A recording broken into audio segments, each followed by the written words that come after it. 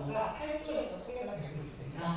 문화체육관광부, 농림축산식품부, 환경부, 문화재청, 산림청 및 기상청소관 행정심판 청구 사건, 그리고 이와 관련한 신청 사건에 대한 검토, 결정을 소관하고 있다라고 이제 말을 하고 있는데요. 지금 환경문화심판관은 이제 간판이 환경이랑 문화 이렇게 되어 있죠. 그래서 환경부랑 문화, 체육관광부, 소관 업무를 주되게 하고 있는데 이 첫 번째 사건 유형을 보시면 갑자기 무슨 진폐 사건이라는 게 나옵니다. 진폐는 사실 근로복지공단이 행정처리 사건이에요. 엄밀하게 말하면 환경문화심판과 고유 사건이라고 볼 수 없지만 이 양적으로 빈말하고 잘 들어오기 때문에 지금 환경문화심판과에서 소관을 하고 있고요. 진폐는 무엇이냐? 진폐 예방과 진폐 근로자 보호 등에 관한 법률에 따라서 진폐재해 위로금, 국법에서는 장해 위로금이라는 명칭으로 지금 불리고 있는데 그런 진폐재해 위로금에 대한 신청에 따라 거부가 되었을 때 그의 거부 처분에 대한 취소를 구하는 청구고요. 이 사건을 다루기 위해서는 이제 신청한 사람이 방업에 종사하였는지 그리고 분진 작업을 수행하였는지 집회장애 등급이 법률상 요건에 부합되는지 등이 쟁점이 되고 있습니다. 이에 따른 사건이 많이 들어오고 있고요. 그 다음 사건 유형은 오염물질 배출, 원산 품실 위반, 허가조건 위반 등 제재에 관련된 청구 사건인데요. 오염물질 배출 시설에 대해서 조업 정지, 업무 정지 처분에 대해서 취소를 구한다거나 배출 부과금 부과 처분, 과징금 부과, 시정 명령 등이 부과됐을 때 이에 취소를 구하는 청구들이 빈발하고 있습니다. 그리고 원산지 표시 위반에 대한 시정 명령, 과징금 부과, 공표 처분 등이 있을 때 이에 취소를 구하는 청구, 환경 토지 인증 받은 것을 취소 당한 분이 취소를 구하는 청구, 자동차 연료 첨가제 제조 중지, 회수 명령, 취소 청구 사건입니다. 그리고 가축 분뇨 배출 시설 설치허가 취소가 되었을 때 이에 취소를 구하는 청구, 산지 복구 명령에 대한 취소 청구, 문화재 수리업자 영업 정지 처분 취소 청구 등이 이해를 할 수 있고요. 또 개발행위, 이용행위에 제한되거나 반대로 승인에 대해서 다투는 청구들입니다. 샘물 개발 이용허가 내지 지하수 개발 이용허가가 거부가 되었을 때 이에 취소를 구하는 청구, 악취 관리 지역 외 악취 배출 시설 신고 대상 시설에 대한 지정 고시 취소 청구, 온천원 보호지구 지정 해제 처분 취소 청구, 문화재 현상 변경 허가 거부 처분 취소 청구 등이 해당하고요. 자격증 소지자 위반 행위에 대한 제재 처분, 자격시험 불합격 처분에 대한 취소 청구를 빈발하고 있습니다. 문화재 수리 기술자, 체육 지도자, 손해평가사, 나무의사, 산림치유 지도자 등의 자격 취소 처분, 영업정지 시험 불합격 처분, 취소 청구 등이 해당할 수가 있고요. 최근에는 이제 손해평가사 불합격 처분 취소 청구가 지금 계속해서 들어오고 있는 상태입니다. 기타 이렇게 직제에 따른 소관 사건을 관할하고 있다는 내용이고요. 첫 번째 저희가 뽑은 키워드는 환경문화 자산에 대한 이용과 보존의 조화를 조화롭게 해석했다. 조화를 도모했다라는 게 첫 번째 저희의 성과입니다. 뭔가 거창한 것 같지만 쉽게 말하면 저희가 이제 환경, 문화 관련한 소관 법령에서 이 입법 목적에 따른 공익이 있고 또 이제 이에 대한 재산권 행사를 통해서 도모하고자 하는 사익의 충돌 상황이 항상 발생을 합니다. 그래서 이렇게 환경, 문화, 자산, 입법 목적에 따라서 그런 자산을 보존하고 관리함을 통해서 달성하고자 하는 공익, 반대로 이런 이용, 활성화를 통해 재산권 행사를 통해 도모하고자 하는 사익의 충돌 상황을 어떻게 합리적으로 조화롭게 해석할지 그에 따라서 이제 재량권 일탈 양육 여부에 대한 판단이 달라졌던 사례들인데요.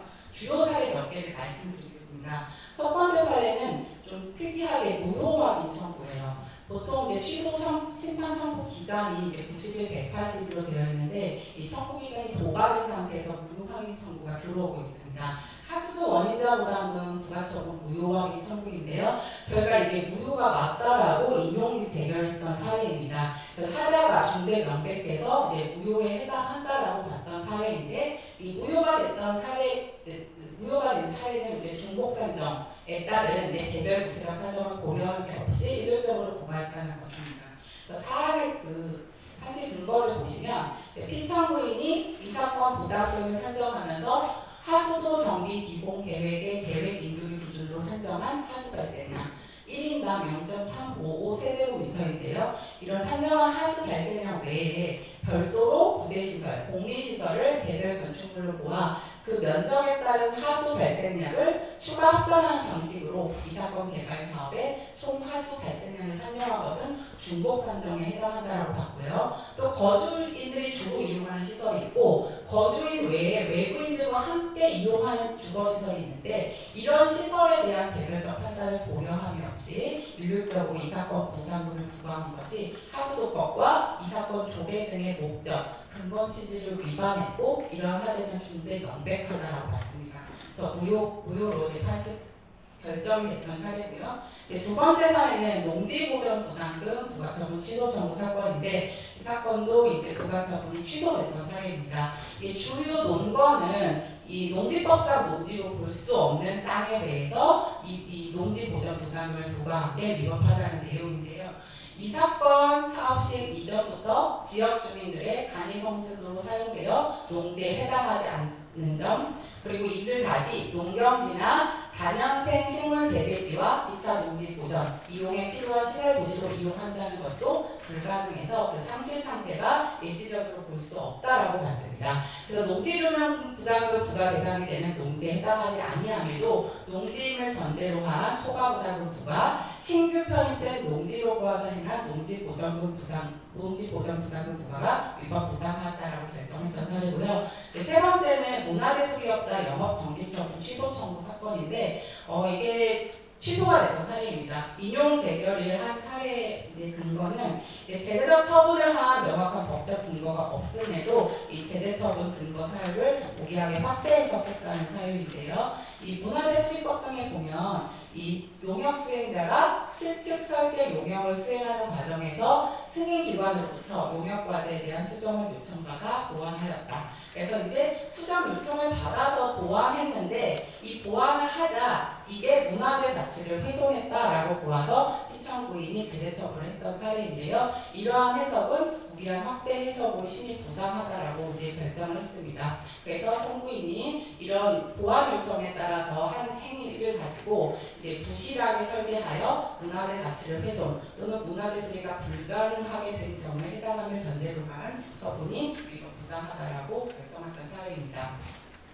이 사건 개요를 말씀드리면 피청구인이 23년 12월 21일 청가의 모 주식회사에게 무순도 소재 개발 부지에 23년 12월 21일부터 25년 12월 20일까지 취수 계획량 1일 2,000세제곱미터 규모의 샘물개발 임시허가 처분을 하였습니다. 청가인 입장에서는 이제 수익적 행정행위가 나왔는데요. 이 행위에 대해서 이 사건 개발부지 인근에 거주하는 청구인이 이 사건 처분으로 지하수 수위 저하가 예상돼서 농업, 숙박업, 식품업 등 용수에 피해를 입고 있다는 이유로 이 사건 처분의 취소를 구하는 행정심판을 청구하였습니다. 그럼 이 사건에서의 중요 쟁점은 뭐였을까요? 네, 이제 처분을 받은 당사자가 아닌 이 인근 거주 청구인 제3자가 이 사건 처분의 취소를 구할 청구인 적격이 있는지가 중요 쟁점이 먼저 되었던 사례이고요. 우리 행정심판 재결례 중에는 이렇게 임시허가 단계에서 제3자가 취소 청구를 할 때 이것을 청구인 적격을 인정했던 기존 재결례가 없었는데 이번 사건을 계기로 최초로 이제 임시허가 처분에 있어서도 인근 주민의 청구인 적격이 인정이 되었습니다. 그래서 본안 판단까지 했던 사례인데요. 이 판시 내용, 거기에 판시라고 하는데 결정 내용을 보면요. 이제 먹는물 관리 법령상 임시 허가의 경우에도 샘물 개발로 인한 지하수 고갈 및 수질 변경 등 직접적으로 중대한 환경 피해를 입으리라고 예상되는 주민들이 환경상 침해를 받지 아니한 채 물을 마시거나 용수를 이용하며 쾌적하고 안전하게 생활할 수 있는 개별적 이익까지도 구체적 직접적으로 보호하려는 데 있다라고 봐서 이 제3자지만 이 처분의 취소를 구할 법률상 이익이 있다라고 인정을 했고요. 먼저 그 다음에는 이 샘물개발 임시 허가 처분의 법적 성격은 재량행위라고 봤습니다. 이건 법문상 이제 시도지사가 신청인에게 환경 영역 조사를 실시하고 그에 관한 서류를 기간 내 제출할 것을 조건으로 할 수 있다라고 하는 이제 법문상 명확한데요. 그럼 행정청의 재량행위라고 봤을 때 재량권 일탈 남용인지에 대한 이제 판단이 문제가 되겠죠. 인근 주민들은 광역상수도 주요도가 인근에 설치되어 있지 않아서 지하수로 생활을 하고 있습니다. 지하수를 사용하는 마을 상수도 개인 관정을 사용하고 있기 때문에 신규 지하수 개발이 지하수 이용에 큰 영향을 미칠 것으로 보이는 점. 그리고 이제 피청구인이 이 사건 신청의 취소 계획량에 대해 적절성을 임시 허가 단계에서도 고려를 하는 게 이제 지하수 이용이라는 공익을 고려한 합리적 처분이라고 볼 수 있는데, 이러한 것을 누락한 채 이건 본허가 단계에서나 판단하면 족하다. 임시 허가 단계에서 적정 취소량을 그르친 것, 누락한 부분에 대해서는 이 재량권을 내탈 남용한 것이라고 봐서 이용 제기를 했던 사례입니다. 사실은 이것과 같은 경우는 이 먹는 샘물 개발 이용을 통해서 재산권 행사하려고 하는 이 업체랑 인근 주민, 이 지하수 이용을 하려는 이제 주민들의 이익이 충돌했던 상황인데, 인근 주민의 편에서 이제 재결이 나가게 됐죠. 그 사유는 이제 지하수가 공공재적 성격을 가지고 인근 주민들이 지하수 용수에 대한 공익을 더 합리적으로 고려할 필요가 있다라는 내용에서 근거했던 건데요. 먹는 물 관리법 입법 목적이 먹는 물의 수질, 위생을 합리적으로 관리, 또 국민 건강 증진에 이바지함을 목적으로 하고 있는 점, 그리고 또 지하수 같은 경우는 지하수법 2조에 의해서 관리의 기본 원칙으로 지하수는 현재와 미래 세대를 위한 공적 자원이다. 공공이익의 증진에 적합하도록 보전 관리되어야 하며 그에 따른 혜택은 모든 국민이 골고루 누릴 수 있어야 한다라는 내용이 있습니다.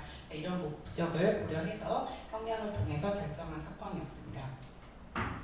다음은 대기환경보전법 위반 경고처분 취소 청구 사건인데요.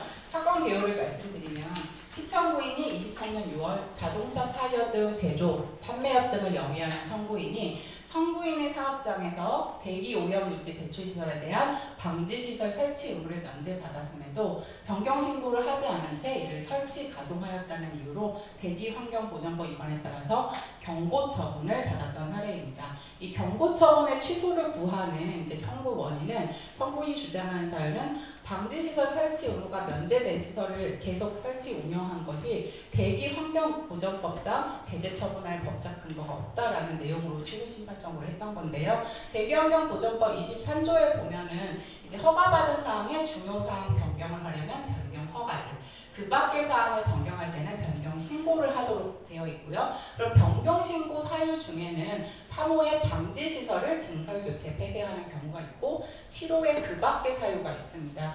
사실 이렇게 오염물질 배출 시설이 이제 오염물질 배출이 일정 수준에 미만됐다라고 했을 때 이 방지시설 설치가 면제가 될 수 있게 되는데, 이런 방지시설 면제가 됐음에도 계속 가동 운영하는 게 증설 교체 폐쇄에 해당하지 아니한 것은 명백하죠. 그래서 이제 기타 7호의 사유에 해당할 수 있는지가 쟁점이 되었는데 이 7호에도 해당할 수 없다라고 보여졌습니다. 그래서 이러한 경우에 제재 처분을 할 법적 근거가 없다라는 게 인용의 중요한 결정 근거였는데요. 이 설치 의무가 면제된 방지시설을 폐쇄해야 할 의무가 있는지, 아니면 계속적으로 설치하고 운영하는 거에 관련된 대기환경보전법상 명확한 규정이 존재하지 않는다는 점이 가장 이제 결정적인 증거였고요. 그리고 이제 대기 오염물질 배출 정도를 줄이기 위한 목적의 방지시설 설치 의무가 면제되었는데도 이를 계속 가동한 것이 대기환경보전법 입법 취지에 반하느냐, 입법 취지에 반한다라고 보기도 어렵다고 봤습니다. 이 대기 오염으로 인한 국민 건강, 환경에 관한 위해 예방, 일부 지속 가능하게 관리 보전하여 모든 국민이 건강하고 쾌적한 환경에서 생활할 수 있게 하는 것을 목적으로 하는 게 대기환경보전법인데, 설치 의무가 면제된 시설을 계속 가동 운영한 것이 이러한 대기환경법의 입법 목적과 배치된다고 보기도